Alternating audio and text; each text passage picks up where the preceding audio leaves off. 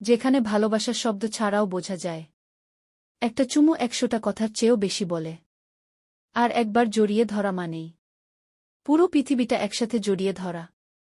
এই গল্পটা তেমনি এক রাতে লেখা, যেখানে ভালোবাসা কেবল ছুঁয়ে যায় না, ভেতরটাকে আলো করে রাখে।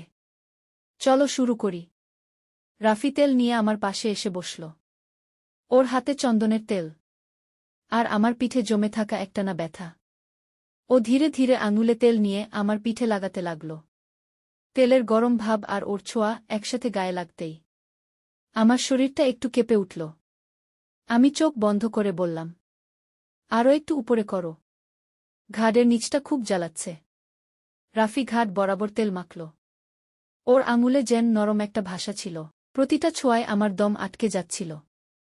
মন হালকা হচ্ছিল, শরীর গলে গলে যেন কথা বলতে চাচ্ছিল।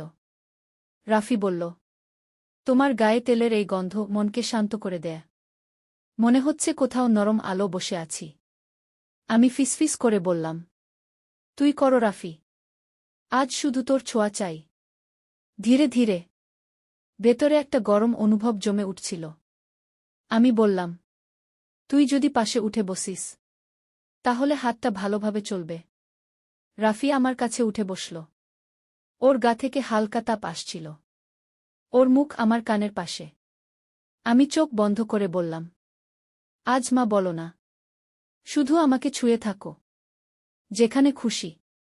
ও নিচু হয়ে আমার ঠোঁটে হালকা চুমু দিল। চোখ খুলে তাকালাম। ওর চোখে কোনো লজ্জা ছিল না, ছিল এক গভীর টান। ও বলল, তুমি যদি চুপ থাকো, তাহলে আমি তোমাকে শুধু ভালোবাসব আজ। আমি হাসলাম, বললাম, তুই যা করছিস সব ঠিক। আজ এই শরীর শুধু তোর স্পর্শ চায়। ওর আঙুল আমার প্রতিটা শূন্যতা পূর্ণ করে দিচ্ছিল। নিঃশ্বাস গরম হচ্ছিল। চাদরের নিচে ভালোবাসা লুকোচুরি খেলছিল। রাফি, যে আমার জীবনে এসেছিল এক পারিবারিক পরিচয়ের ছায়ায়, কিন্তু সেই রাতে ও শুধু একজন পুরুষ হয়ে আমার পাশে ছিল, যার ছোঁয়া আমাকে মনে করিয়ে দিল আমি এখনো এক নারী, যে ভালোবাসতে জানে আর ভালোবাসা পেতে চায়। বন্ধুরা, পুরো গল্পটি শোনার আগে অবশ্যই একটি লাইক দিও, কমেন্টে জানাও কেমন লাগলো, আর এমন আরও গল্প পেতে চ্যানেলটা সাবস্ক্রাইব করে রেখো। ঘরটা সেদিন ভীষণ চুপচাপ ছিল। বাইরে ঝিরঝিরি বৃষ্টি পড়ছিল।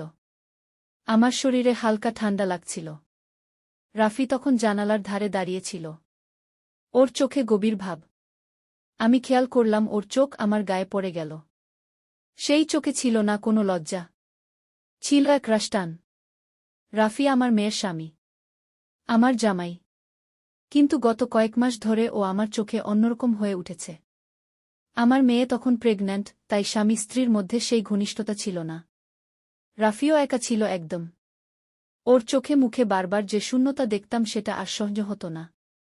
আমি জানতাম ও কষ্টে আছে, আর জানতাম ওর মনটা আমাকে চুপচাপ খুঁজে বেড়ায়। সেদিন দুপুরের পর আমি ওর ঘরের পাশে যাচ্ছিলাম। হঠাৎ দেখলাম দরজাটা খোলা। আমি ভেতরে উকি দিতেই রাফি ধীরে ধীরে আমার দিকে তাকাল। চোখে যেন অনেক কিছু লুকিয়ে রাখার ব্যর্থ চেষ্টা।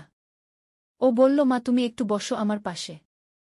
আমি চমকে উঠলাম, কিন্তু পরক্ষণেই নিজের মধ্যে হারিয়ে গেলাম।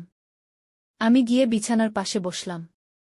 রাফি আমার দিকে তাকিয়েই ছিল। ওর চোখে যেন এক ধরনের কৃতজ্ঞতা, একটা অজানা আকর্ষণ। ও আমার হাতটা ধীরে ধীরে ধরল। আমি থমকে গেলাম, কিন্তু কিছু বললাম না। ওর হাতের স্পর্শে গায়ে কাঁপুনি লাগল। রাফি ফিসফিস করে বলল, তুমি জানো মা, আমি অনেক একা। তোমার মেয়ে এখন আমার কাছে নেই। সারাদিন শুধু ওর শরীর খারাপ, সারারাত ঘুম হয় না। আমি চুপ করে শুনছিলাম। রাফি তখন আমার হাতটা আর শক্ত করে ধরল।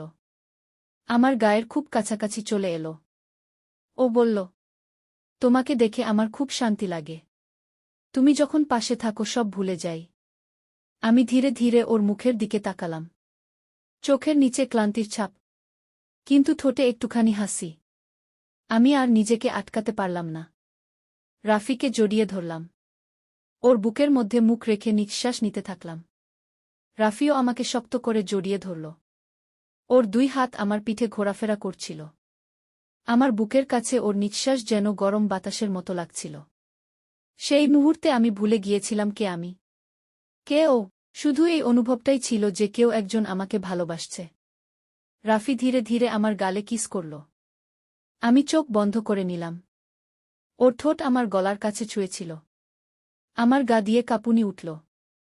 আমার গলায় ঠান্ডা কাপা গলা নিয়ে বললাম, রাফি, এটা ঠিক নয়। আমরা যা করছি এটা কেউ জানলে সহ্য করতে পারবে না।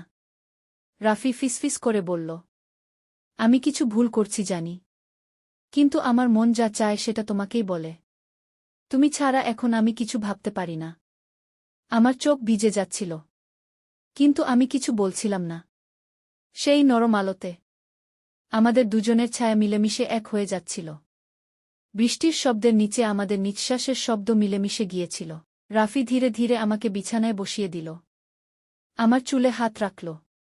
আমি ওর মুখের দিকে তাকিয়ে বললাম, তুমি কি জানো তুমি কি চাইছ? আবির শুধু বলল, তুমি পাশে থাকো, এটাই চাই।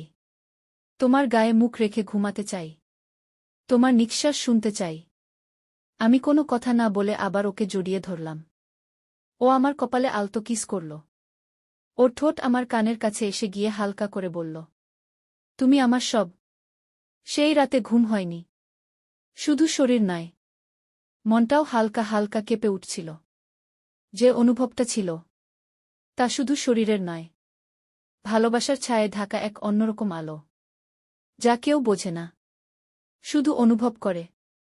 রাত তখন অনেক হয়ে গেছে। আমি বিছানা শুইছিলাম একা।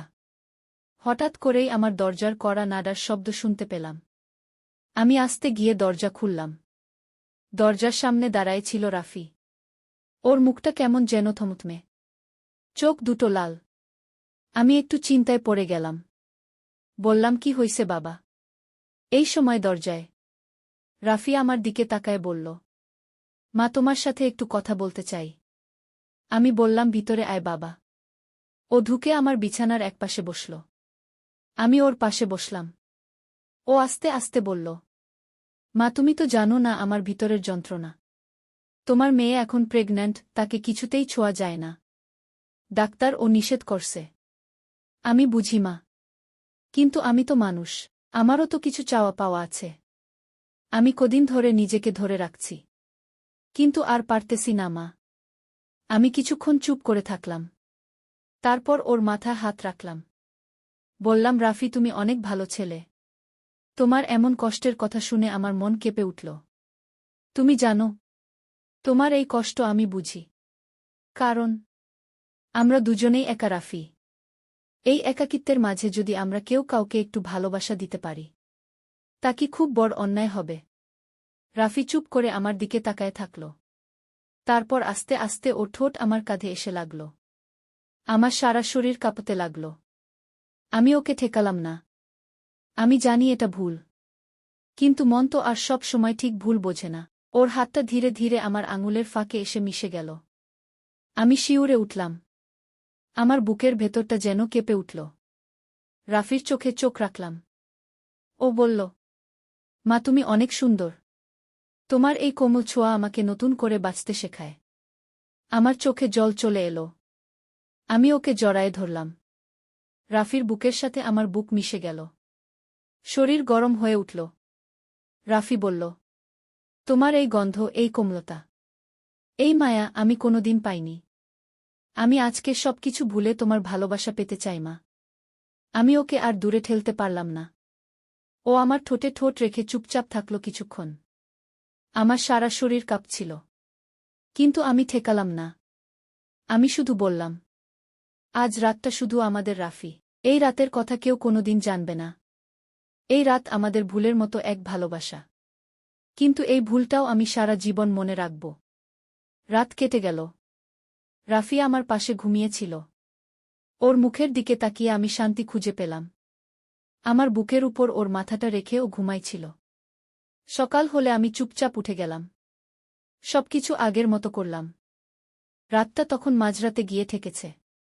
চারদিক নীরব। ঘরের বাতিটা একা জ্বলছে। রাফি তখনও পাশেই বসেছিল। চোখে ওর এক অদ্ভুত আকর্ষণ। যেন আমি ছাড়া ওর আর কিছু দেখা লাগে না।